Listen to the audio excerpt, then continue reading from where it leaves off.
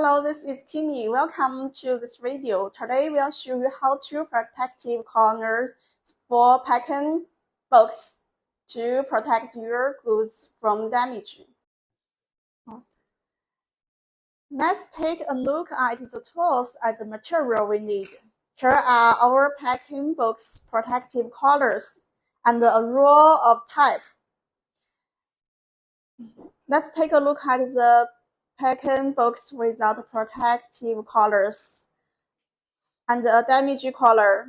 Such a situation can lead to goods being damaged during transportation, increased costs, and troubles. Next, we'll show you how to properly install packing box protective collars to protect your goods. First, make sure your packaging box is clean and sturdy. Place the protective collars on the corners of the packing box. Then use the tape to look.